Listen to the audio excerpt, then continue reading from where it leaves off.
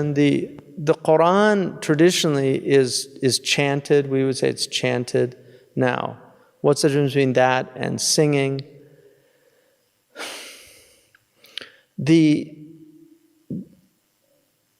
We don't, out of adab to the Qur'an, we don't talk about like music, like musiqa, out of adab to the Qur'an. But the great Qur'an reciters learned the maqamat, which are musical modes. And this is why in Egypt, for instance, the great Qur'an reciters learned the what are called the maqamat, which are studied in musical conservatories. And this is why some of the great Egyptian singers were actually originally Qur'an reciters. People don't know that Kulthum, her father was one of the great Qur'an reciters of Egypt, and she learned the Qur'an early on. She could recite the Qur'an in all the maqamat, and that's where she learned a lot of these things in traditional Arab music. So, so we don't sing the Qur'an in that way. We chant the Qur'an, and the Prophet ﷺ said in a hadith, "Laysa minna man la yataghanna bil Qur'an." He's not from us who doesn't, yataghanna bil Qur'an. I mean, some of they say that it's, and the Prophet ﷺ also said, "Zayyinu al-Qur'an bi aswatikum." Adorn the Qur'an with your voices. In other words, chant it in a melodious way. And the Prophet ﷺ liked to hear it from certain reciters because they recited so beautifully. In one of them, he said, "You've been given like the pan flute of Dawood." In other words, his recitation was so melodious and beautiful. So the Qur'an, we should recite it as best we can. But the most important thing, as long as you obey the rules of tajweed and don't, some people extend the mad more than, like a mad al-lazim, which is the longest mad, الذي فرض عليك القرآن لردوك إلى معاد,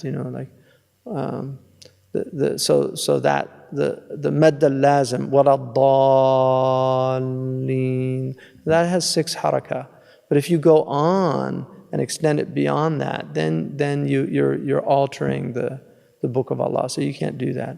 So but that's a whole science of that the great Qur'an reciters learn. And believe it or not, the really truly masters of this tradition, they will recite the maqam that's most appropriate for the type of ayah. So we're going to get into the different types of ayah, but they will actually recite for the type of ayah. So if it's an ayah where you should feel some grief or sadness, they'll recite in the maqam that engenders sadness in the listener.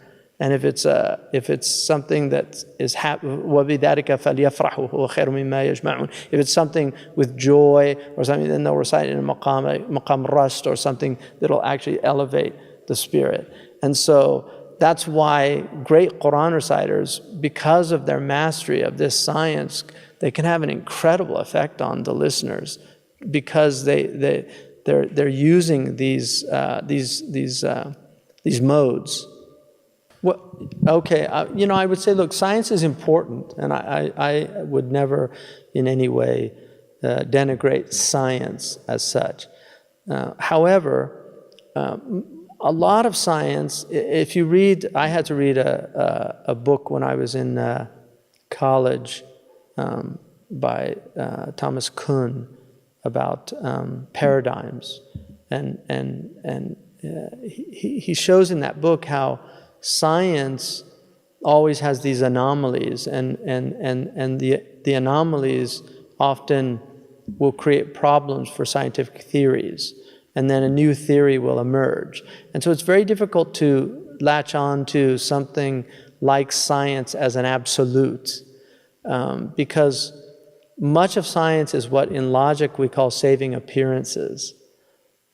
For centuries, people were absolutely convinced that the sun went around the earth, and that's certainly how we experience it. Nobody talks about an earth turn Like they don't say, oh, what a beautiful earth turn. We still talk about a sunrise and a sunset. So that's the fitrah, right? But when Ptolemy wrote his book, the Christians actually believed that it was an apodictic proof, that it was actually a burhan qat'i, that it was an absolute proof for that truth. Well, when Copernicus came along with the heliocentric theory, he kind of undermined that. But even the heliocentric theory has its problems. It's not like these are absolute. It's the best explanation. It's the simplest, using Occam's razor, to explain something. But it doesn't mean the Ptolemaic it's not also a valid theory. It is a valid theory, it's just no longer the dominant scientific theory. But people that study the Ptolemaic theory know that, okay, now I understand why people for 1,000 years believe that theory, because he does prove his things. He had to create epicycles and all these things to explain retrograde activity and things. I mean, the students here study that at Zaytuna. So how do I view it? I think they're both true. I think experientially we're in a Ptolemaic world, but I think in reality it's Copernicus is right. So this is like Sharia and Haqiqah. I don't have a problem with two. I can grapple with the both. I don't think they're contradictory. They're contradictory at, in their basic assumptions about the nature of the sun. Is it stationary and we're going around it, or is it going around us and we're stationary?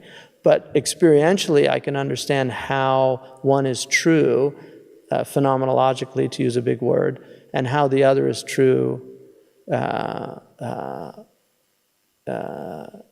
in that it explains a lot of things also. So that's my feeling about putting too many scientific eggs in the Quranic basket. I think is very dangerous. Because down the road they realize, oh, that's not true. And then, oh, so what, is the Qur'an not true? So, and if God wanted, I mean, he could have, revealed E = mc squared, and then 1,000 years later people would say, oh my God, they got that way before Einstein. And actually there is an argument from a Turkish physicist that the theory of relativity is in the Qur'an, so I don't know. I'm not that adept at theoretical physics, so.